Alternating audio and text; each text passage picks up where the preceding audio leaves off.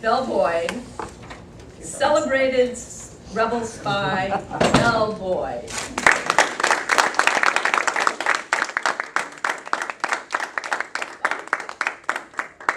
Good morning, y'all. Good morning. I want to thank you so much for having me here today to talk with you about my experiences in that war of northern aggression, as we like to call it. For those of you who have heard of me, are there anybody here who has heard of me? Well, that's good, because most of what is written about me is absolutely false. You see, the Union press had a field day with my reputation. They called me Cleopatra of the secession. They said that I was an insane rebel spy, that I was a camp follower. Well, one editor even said I was a woman of ill repute.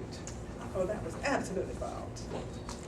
You know, those people wasted valuable editorial space arguing over my looks. They couldn't decide if I had green eyes or blue eyes, and some called me plain, some said that I was pretty, some said I was handsome, as if they had nothing else better to talk about in the midst of that Civil War. Now, for those of you who don't know me, which apparently is everyone in here, let me take a few moments to briefly summarize some of my more famous escapades. At the age of 17, I became a courier and secret messenger for the Confederate States of America. Specifically, I was under the command of General Stonewall Jackson and P.T. Beauregard, whom I understand you South Carolinians know a lot about P.T. Beauregard. I once shot and killed a Union soldier. I once ran out onto the battlefield in the midst of fire to deliver an important and urgent message.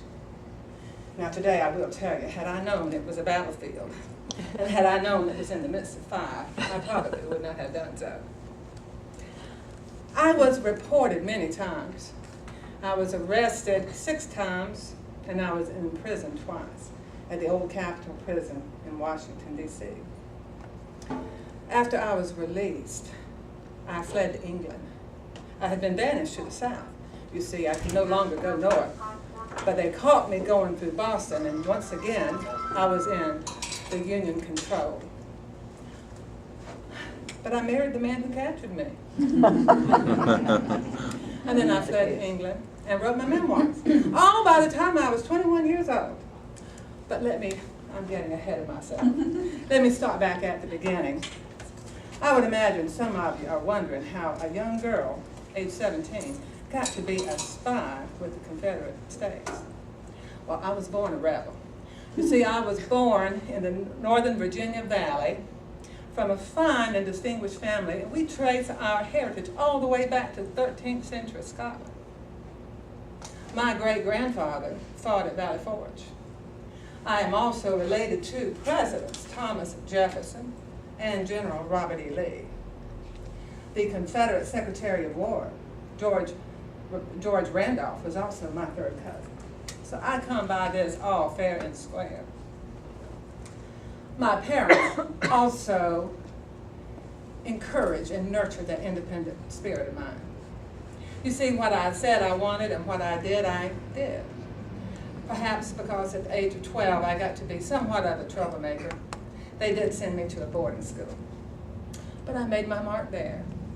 If you go to Mount Washington Female College in Baltimore and go to the 2nd floor to the library and proceed north, you will see the name Belle Boyd scratched into the windowsill. After I graduated from that school, I went to Washington in the fall of 1860 for my debut. Now, for you history buffs there, you know the fall of 1860 was a memorable time to be in Washington. All the great arguments of the day over secession and slavery were being fought in the halls of Congress. And if you were politically inclined, as I was, even though I was only 16, I was well aware what the election of Abraham Lincoln meant. That meant that Southern landowners were no longer welcome to participate in the Union government. One by one, the states fell. And in April of 1861, Fort Sumter fell. A few days after that, Virginia seceded. and Virginia issued a call to arms to all the men in Virginia. They came far and wide, the young and old, the rich and poor, the sick and the healthy. Now, we women in the Shenandoah Valley did not sit idly by twiddling our thumbs. It has been said that there is no greater patriotic ardor in the Confederacy than the women in the Shenandoah Valley.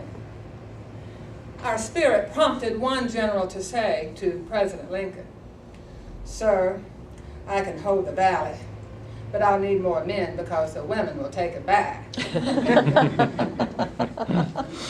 Such was our spirit. My first experience, or one of my first experiences with the Union Army, was on July 4th, 1861. Now that was Independence Day. Martinsburg, my hometown, was under the control of the Union forces. And all those Union boys were drunk and rowdy that day, and they knew that there were a lot of stars and bars in my house. So they ran up to my house and were planning to raise a Union flag atop it. My mother stopped them. Now, I have a meek and mild mother. She walked up to that man and said, "Sir, every woman, every person in this family will die before a Union flag is over this home." Well, he reached for her as if to attack her and kill her. I had no choice. I had to shoot him. I raised my gun and I killed him. The Union officer who investigated the case agreed with me and said I had done the right thing. However, that incident launched my name into the political stratosphere, and the notoriety followed me throughout the war, which was a double-edged sword. The next incident was exactly 17 days afterwards, and that was the first Battle of Manassas. To those of you from the north, you call that the Battle of Bull Run. But it is the first Battle of Manassas. And although the Confederates did win that battle, there were plenty of sick and wounded and dying soldiers. Now, I went to Harper's Ferry in Camp Manassas to help and to nurse and to care for those soldiers. Oh, it was a terrible time. There was so much sickness and gangrene. I will tell you that I do not have the constitution of a nurse. I did the best I could, but then an opportunity arose that started my career. You see, one day there was this very attractive young lady who rode up in on a big black horse and demanded in a very hearty manner to see General Jackson. Well, the girl was Sophie, and Sophie was a spy, which gave me the idea, well, if Sophie can be a spy, then why not I? And that day, I became a Confederate courier. I was first trained in the art of cipher. Now that is where we learn to code and decode messages so that the enemy could not read it. I also delivered medical supplies to the camps, and I raised funds for the Confederate cause. I developed quite a reputation for being a thief. You see, I was very good at confiscating weapons, right under the nose of those Union boys. It was so much fun. They would be scrambling around, looking for their guns, and it was most likely hid under the folds of my skirt. We women were tailor-made to be spies, you see, because of the attitude of men at the time.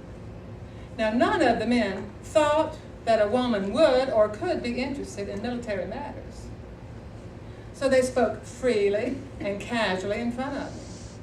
And one man one time even told me what the exact battle plans were going to be. Of course, I just committed this to memory and wrote it down in cipher. Then I passed it on to the next messenger. I loved being a spy. It gave me an opportunity to express my rebellious spirit, as well as to talk openly and freely with many men, which I enjoyed immensely. I traveled freely, and I was without an escort very often, which caused a lot of women to look down their long Victorian nose. But I did not care, because my first duty was to Virginia, whatever the cost. Well, one part that I did not like of being a spy, though, was the time that I was in jail. I was in prison twice in this old Capitol building in Washington, D.C. The first time for a month, the second time for 7 months.